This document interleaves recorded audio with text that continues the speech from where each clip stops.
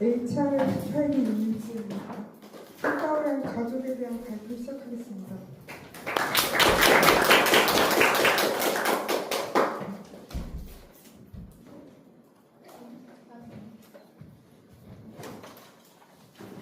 먼저 책 소개하겠습니다. 한가을한 가족은 중국 현대문학의 대표적인 작품으로 1920년대 중반부터 1940년대 초반까지의 산둥성 까오미현을 배경으로 하고 있습니다. 한일 전쟁 시기의 민중항쟁을 중심으로 분쟁의 잔혹함과 민초들의 투쟁을 그려낸 작품입니다. 작가 모엔이 살았던 촐란의 이웃 마을에서 실제로 벌어진 사건을 토대로 하였으며 그의 가족과 조상으로부터 내려온 문화적 묘소에 영향을 받았습니다.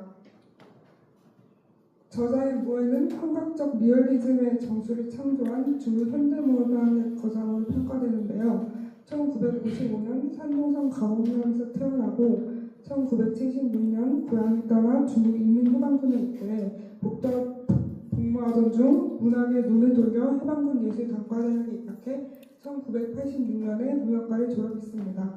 봄밤에 내리는 소나기, 투명한 홍당무 등의 작품을 썼고 한가을한 가족으로 노벨문학상을 수상했습니다.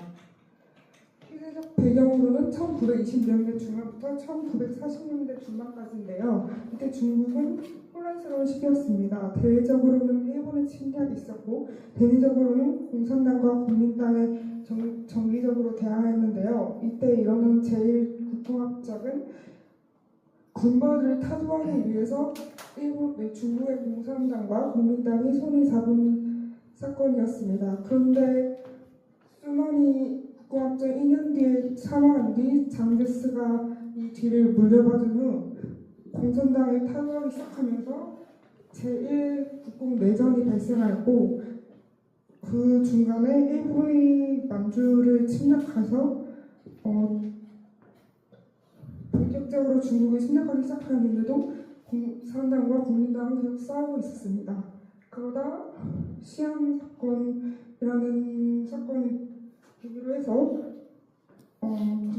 국민당과 공산당이 일본에 맞서서 손을 잡기로 합니다. 하지만 이 일본에 맞선다는 것 외에도 실질적인 이익 분리가 있었는데요. 국민당은 토지개혁의 중지와 소비에트 정부 해체를 원했고 공산당은 공산당의 합법적 지위 인정, 정치적 협방, 다른 당파의 참여를 원했습니다. 이 두 세력 외에 민중이라는 주체가 존재하는데요. 이 한가을한 가족에 그려진 민중은 크게 두 가지 모습이 있습니다. 처음에는 일본의 만행에 순순히 당할 수밖에 없는 수동적인 모습과 일본군에 능동적으로 대항하는 모습이 그려져 있습니다. 이 책에는 세 가지 이해관계를 중심으로 전개되는데요. 롱 공보라는 국민당을 대표하는 인물과 장 샤오자오라는 공산당을 대표하는 인물, 그리고 위 사나오라는 지역 토비 세력 대표이자 나중에 민병 조직인 철판에 가입하는 인물이 있습니다. 토비 세력은 이 지역의 악당이자 비적을 의미하는데요. 이 세 세력은 무력을 얻기 위해 총이라는 무기를 사이에 두고 대립합니다. 나중에 개에 대한 이야기가 나오는데요. 인간과 개가 대립하면서 싸우는 도중에 개들이 분열을 하고 하는 모습이 이 세 사람의 일본과 맞서면서도 분열되는 모습과 닮아 있습니다. 공간적인 배경으로는 까오미 중베이 항입니다. 작가의 공약으로 모세의 강이 굽이 되고 수수밭이 끝없이 펼쳐진 곳이며 이 미자나오 가족의 삶의 터전이며 생명, 전통, 그리고 민족의 정신적인 지주 그 자체의 땅입니다. 이 사람은 여러 대대적인 위협으로부터 까오미 둥베이항을 지켜내고자 합니다.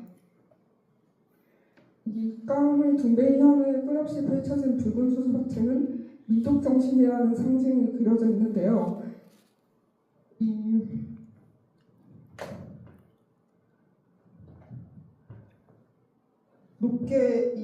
날씨 좋지 않은 날씨에도 높게 자리에 열매 알알이 맺듯이 온갖 험난한 역사적 경향 속에서도 굴하지 않은 중국 민초들의 민족 정신을 상징하는 것입니다.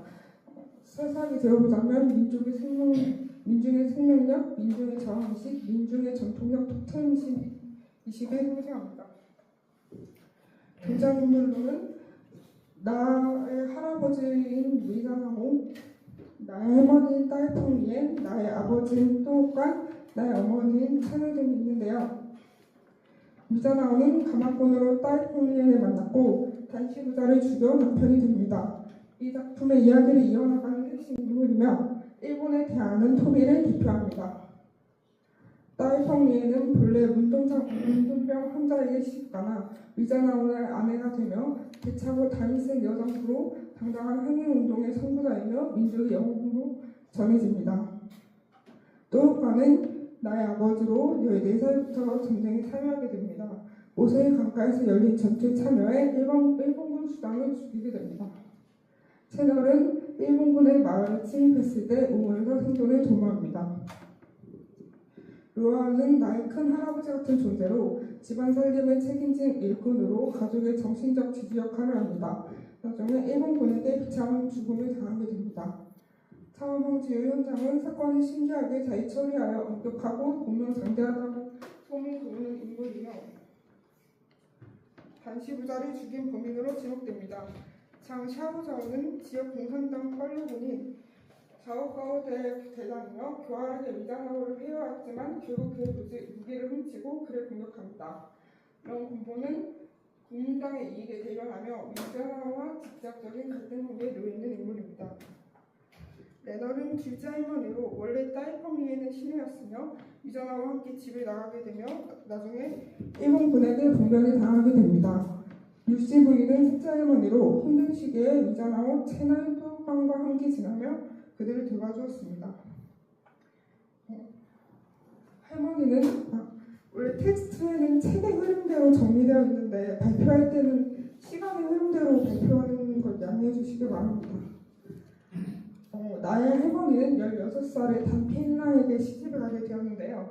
단필랑은 까오미 중배를 향해 이름 있는 재벌집 아들이었어요. 그리고 여기는 고량주 양조장을 하고 있었고 문둥병에 걸렸다는 소문이 퍼져 있었습니다.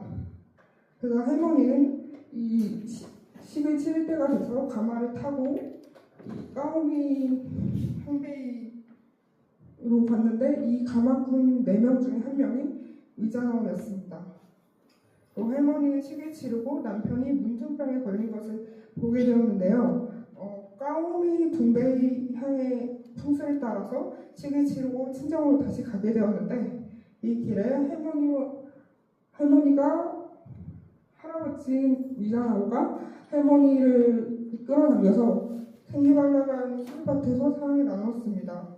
그리고 할머니가 할아버지에게 남편이 문둥병에 걸렸다는 것을 토로하자 미자나오가 사흘 뒤에 오면 걱정 안 해도 된다고 하였는데 미자나오는 그 길로 단시 부자의 집으로 가서 불을 지르고 그 고함을 지르고 이 소란스러운 틈을 타서 방에 몰래 들어가 단첸시우 부자를 죽이고 시체를 물속에 던지게 됩니다. 사흘 후 할머니가 다시 마을로 돌아오자 단신의 부자가 이미 죽었다는 것을 듣게 됩니다.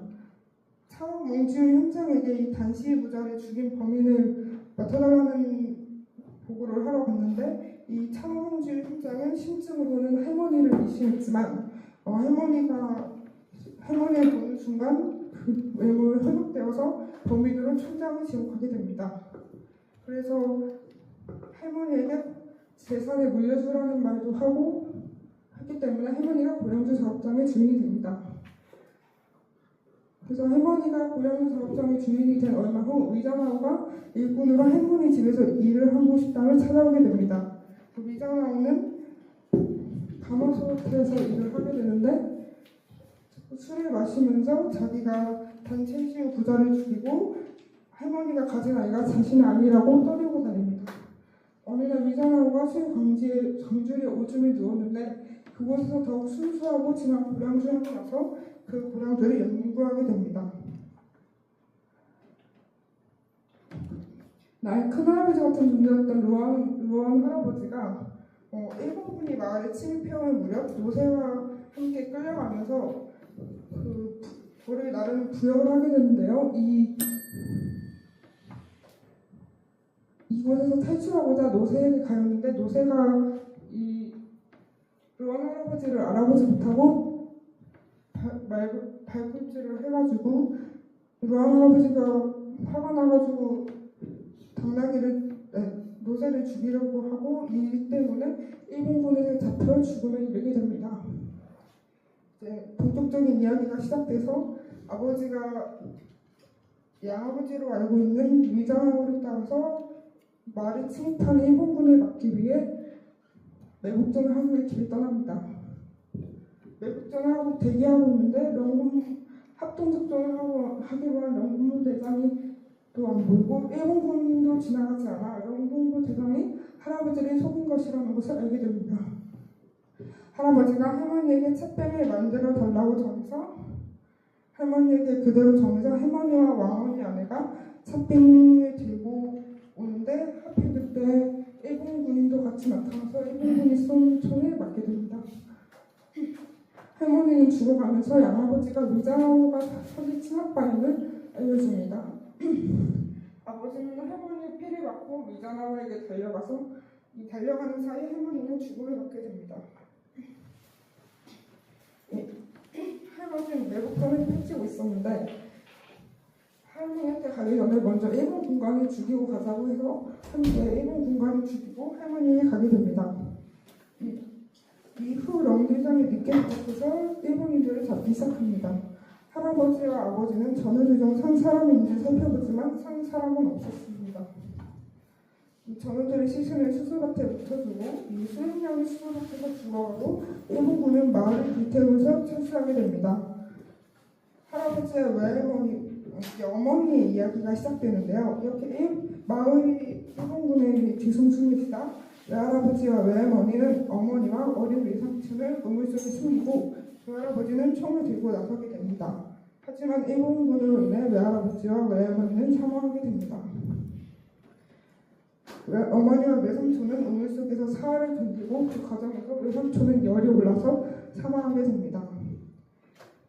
아버지와 할아버지는 살아남은 다른 사람들과 함께 일본군을 경계하고 있었는데 이때 활로군인 자오가오 대자가 나타나 무기를 주라고 합니다. 그래서 거절하지만 계속 달라고 해서 시체를 정리하면서 그곳에 있는 무기를 가져와도 된다고 허락하게 됩니다. 흑암이라는 사람과 만나서 민명도지긴 철판에 할아버지가 가입하게 되고 이에 아버지가 따라서 가입하게 됩니다. 그래서 할아버지가 이 철판에서 부회장의 직함까지 달게 되어서 이 할머니의 장례식에 철판원들과 성대하게 치렀습니다. 이 할머니의 장례 훈련을 하던 중 자오가오 대대가 총을 얻기 위한 전투가 벌어졌는데요. 이 자오가오 대대가 전투가 벌어지는 중에 또 령군부에게 공격을 받게 됩니다. 더 과거로 돌아가서 할아버지는 할머니 시녀인 레네가 사랑에 빠지게 됩니다. 그래서 할머니가 그거에 화를 내자 위자나오는 레너를 데리고 집을 나가버립니다. 그래서 이렇게 할머니와 리자나와 레너의 관계가 정리가 돼서 할머니가 살고 있는 마을에서 열흘을 묵고 레너이 살고 있는 마을에서 열흘을 묵기로 정리를 합니다. 한편 레너이 살고 있는 마을의 상황이 매우 불안정해지고 일본군 때문에 두려움에 떨게 됩니다. 어느 날 레노의 집에 일본군이 강제로 침입해서 어린 고모의 칼자루를 찌르고 레노는 6명의 병사들에게 분변을 당하게 됩니다. 위자나와 루안이 뒤늦게 레노의 집을 찾아왔으나 어린 고모는 죽은 뒤였고 레노는 겨우 목숨을 부지하고 있었습니다. 다시 까오미 동배경으로 이 두 명을 데려온 후에 고모를 묻고 할머니와 죽어가는 레노를 보살폈습니다. 하지만 레노는 점점 더 상황이 안 좋아졌고 결국 심청한 채 죽어갔습니다.